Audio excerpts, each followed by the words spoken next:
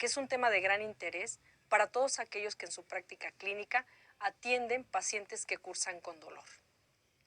Desde la definición y conceptualización del dolor, podemos observar que su complejidad radica en que se trata de un problema multimecanístico. Comprender los diferentes tipos de dolor es fundamental para la adecuada selección del tratamiento. Y esto marca la forma en que el dolor típicamente ha sido clasificado. Por oralidad, el dolor puede ser clasificado en agudo, como aquel que dura menos de 3 meses, y crónico, aquel que rebasa este tiempo. En relación a su etiología, el dolor ha sido dividido en oncológico y no oncológico. Y en relación a su clasificación por tipo sindromático, que es en la que nos enfocaremos el día de hoy principalmente, debido a que indica cuáles son los mecanismos fisiopatológicos involucrados, podemos dividirla en dolor nociceptivo, como aquel secundario a daño somático o visceral, en dolor neuropático, que es el provocado por daño a la estructura neural periférica o central, y en dolor mixto, donde coexisten ambos componentes, tanto el nociceptivo como el neuropático. Por definición, el dolor neuropático es el síndrome doloroso causado por la lesión o enfermedad del sistema nervioso somatosensorial. Afecta del 7 al 10% de la población, constituye el 60% del dolor neuropático y se caracteriza por la presencia de disestesia, que es la sensación anormal desagradable, hiperalgesia, es decir, una mayor respuesta a los estímulos dolorosos, y alodinia, que es el dolor en respuesta a estímulos que normalmente no causan dolor. El sistema somatosensorial permite, dependiendo del tipo de fibra nerviosa involucrada, la percepción al tacto, la presión, dolor, temperatura, postura, movimiento y vibración.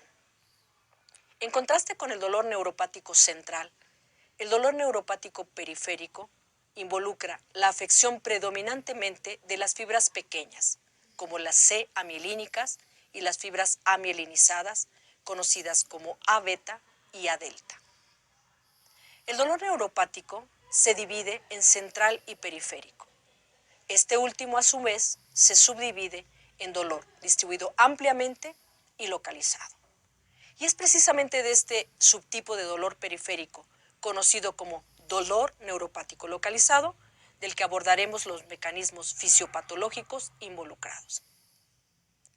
La clasificación etiológica del dolor neuropático periférico es muy importante y recientemente ha tenido cambios para permitir a los clínicos su correcta identificación. Aquí podemos observar que las causas de dolor periférico incluían la neuropatía diabética, el dolor lumbar, los efectos adversos de la quimioterapia, enfermedades infecciosas, enfermedades inmunes e inflamatorias, neuropatías hereditarias y canalopatías. Sin embargo, en la clasificación más actualizada de la IASP, las causas identificadas son la neuralgia del trigémino, la neuralgia posherpética, el dolor por lesión de nervio periférico. A nosotros como ortopedistas en este rubro entraría el dolor postquirúrgico, con un dolor distal al sitio de la cirugía o por trauma o compresión, el dolor posamputación, la polineuropatía, la radiculopatía dolorosa. Esto afecta el territorio inervado por la raíz lesionada, y una clasificación que se menciona como otro dolor neuropático periférico crónico especificado y no especificado, donde entran las canalopatías, como el síndrome de túnel del carpo o el síndrome de túnel del tarso.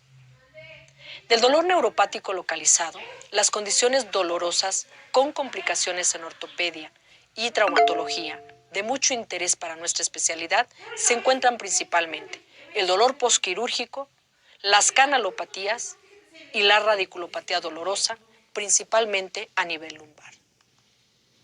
Para hablar de los mecanismos fisiopatológicos involucrados en el dolor neuropático localizado, es fundamental primero conocer los conceptos básicos de la nocicepción, la cual involucra mecanismos moleculares, celulares y sistémicos, que procesan la información asociada al dolor. Su amplificación se conoce como procesos pronociceptivos y su supresión como antinociceptivos. En condiciones normales existe un correcto equilibrio entre los mecanismos pronociceptivos y los antinociceptivos. Sin embargo, en el dolor neuropático existen en forma general tres mecanismos que provocan un desbalance entre las vías pronociceptivas y las antinociceptivas. Estos mecanismos son las alteraciones de canales iónicos, la variabilidad en que los mensajes son modulados en el sistema nervioso central y el desbalance entre la señalización somatosensorial excitatoria versus inhibitoria. Esto condiciona a su vez que exista un predominio de mediadores excitatorios, como el glutamato, el aspartato, la sustancia P, etc., y menores cantidades de mediadores inhibitorios como son los opioides endógenos, la serotonina, la noradrenalina y otros. Todo esto confirma que la experiencia dolorosa es multifactorial y que la percepción dolorosa depende de la intensidad y características del estímulo en la periferia, de su integración en el asta dorsal y de la integración en los centros rostrales. Uno de los principales modelos utilizados para explicar los mecanismos fisiopatológicos del dolor neuropático periférico es precisamente la polineuropatía diabética, patología que involucra tantos mecanismos centrales como mecanismos periféricos. Sin embargo, existen otros dos modelos, como la neuralgia del trigémino clásica, donde la compresión neurovascular en la entrada de este nervio periférico provoca desmielinización, condicionando la desregulación de los canales de sodio dependientes de voltaje, en este caso los NaV 1.3. Revisando más a detalle los mecanismos involucrados, encontramos que las neuronas del trigémino y la glía satélite expresan varios neuropéptidos, más notablemente el neuropéptido relacionado con el gen de la calcitonina, CGRP por sus siglas, la sustancia P y el polipéptido activador de la adenilato ciclasa pituitaria.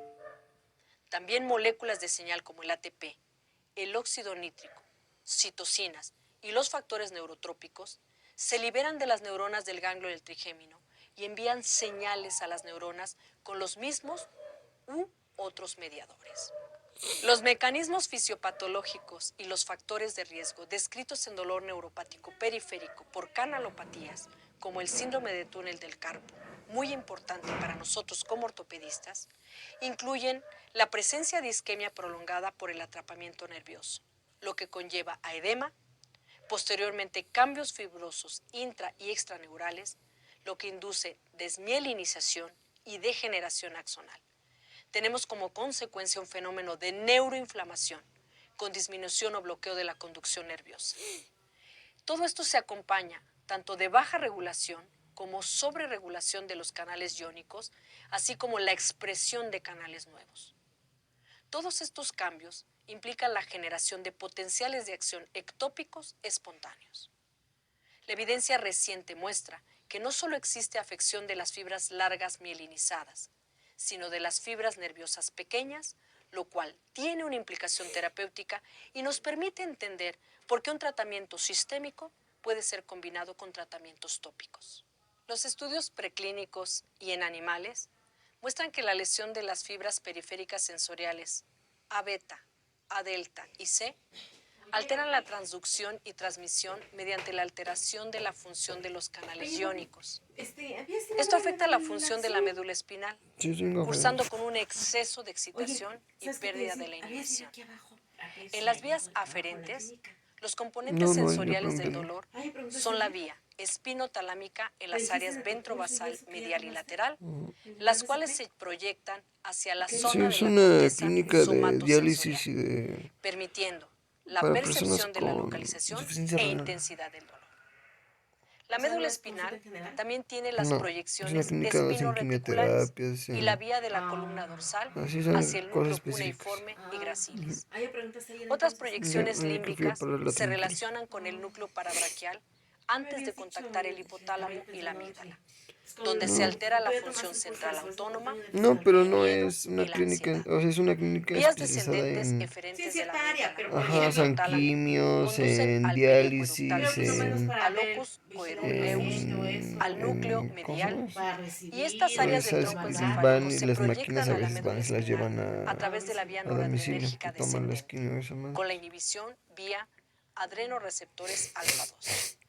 Y en la neuropatía hay una pérdida de este Ay, yo control fui, y no atendí aumento de clase. la excitación Pues vi que estaba descendente bien de la chingo de gente ahí, serotonina bueno, había a gente ahí. través de los receptores ¿Qué fue? 5-HT3. ¿Qué no? Existen varios tipos de Y si neuronas fuera con enfermera tal sinapsis vez en sí, el si no, asta no. dorsal de la médula espinal e incluyen nociceptoras, aferentes No, descendentes desde el cerebro, interneuronas sí. ácido y gamma aminobutírico érgicas y células gliales.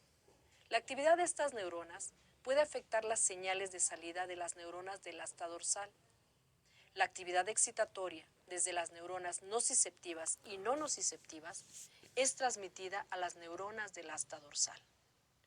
Se ha demostrado que las fibras A-beta inhiben los disparos de las neuronas del asta dorsal en la lámina 5 al activar interneuronas inhibitorias en la lámina 2. Inversamente, se ha demostrado que las neuronas nociceptivas, fibra C y A-delta, inhiben a las neuronas inhibitorias. Las evidencias recientes sugieren que las células microgliales espinales participan activamente en la respuesta al dolor. El concepto tradicional de las células gliales planteaba que eran principalmente células de soporte para las neuronas y que se mantenían inactivas durante una respuesta neuronal. Sin embargo, las células gliales poseen receptores capaces de responder a la actividad neuronal. Las células gliales también poseen varios mediadores moleculares que son neuroactivos, como las citocinas proinflamatorias y los factores de crecimiento.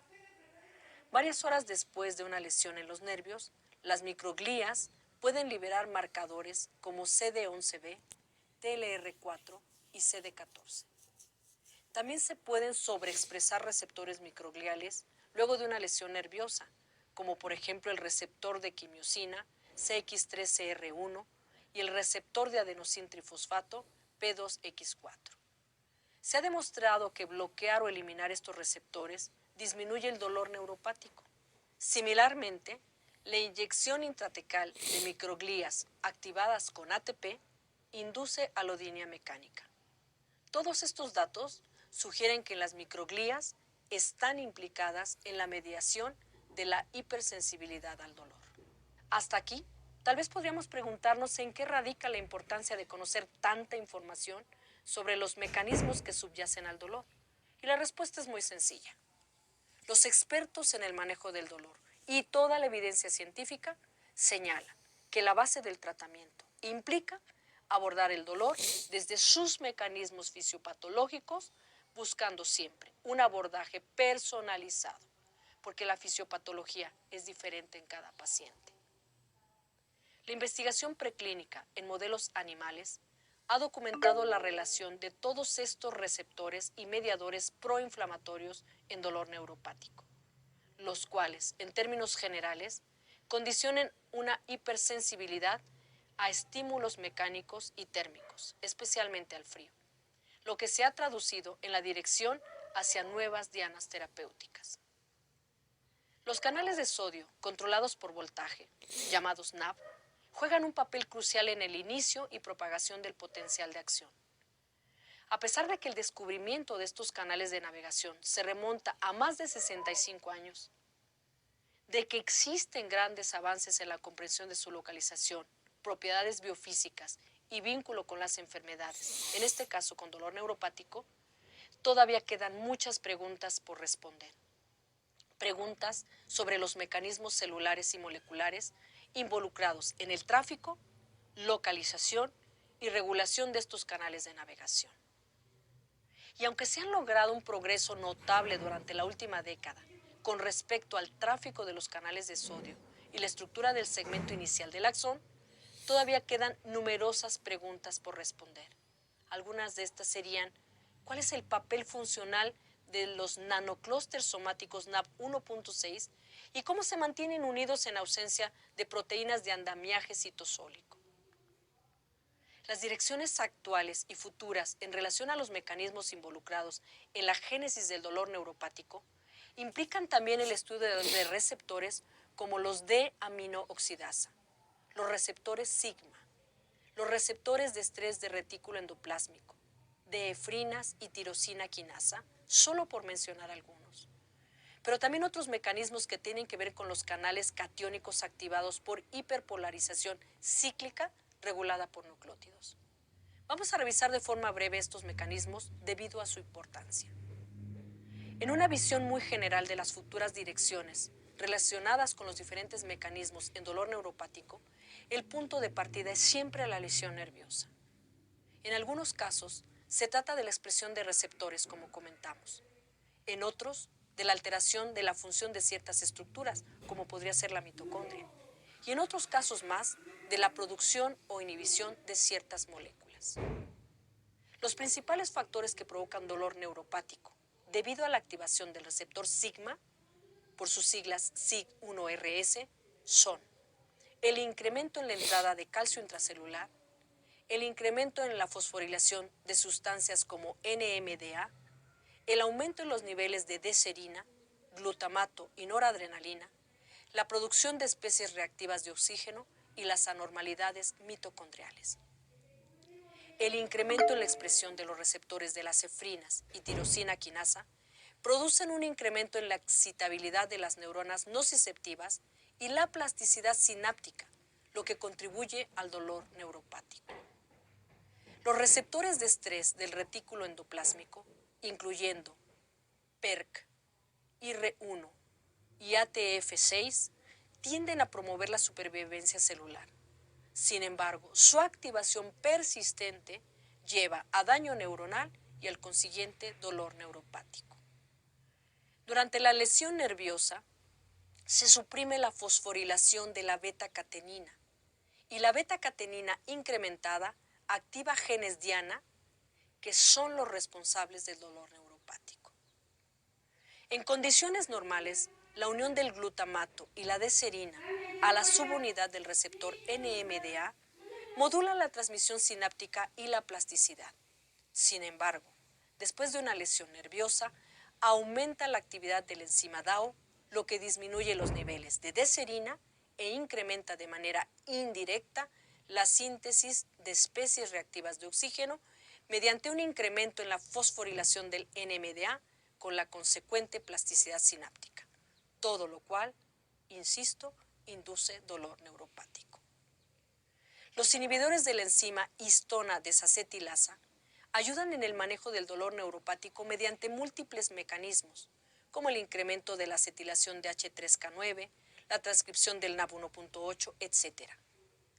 Sin embargo, la disminución de la acetilación de histona y la reducción de la fosforilación, incluyendo la disminución en la producción de mediadores inflamatorios, como el factor de necrosis tumoral alfa, condiciona también dolor neuropático.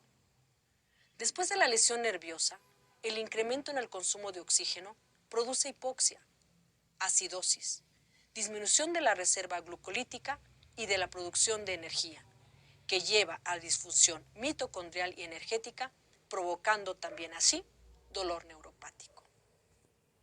El dolor neuropático provocado por una lesión nerviosa se caracteriza también por interacciones neuroinmunes que involucran la señalización de lípidos que actúan a través de receptores de proteína G. En un modelo de dolor neuropático provocado por lesión nerviosa en ratones, observaron que la deficiencia de G2A produce una fuerte disminución de la hipersensibilidad mecánica. Y en el análisis para identificar las vías de señalización subyacentes, encontraron que la activación de G2A inicia la señalización para activar la remodelación del citoesqueleto y también la migración de los macrófagos. Todo esto, por supuesto, con implicaciones clínicas para el paciente. En la práctica clínica, el entendimiento de la fisiopatogenia del dolor neuropático reviste una vital importancia, debido a que su presencia en condiciones musculoesqueléticas crónicas es altamente prevalente. Los estudios epidemiológicos muestran que por lo menos 1 de cada 3 pacientes con osteoartritis va a desarrollar dolor neuropático. También está descrita la expresión aberrante de los RNAs largos no codificantes y sus vías moleculares en la génesis del dolor neuropático crónico, lo cual puede abrir nuevas estrategias y direcciones para el desarrollo de novedosos medicamentos.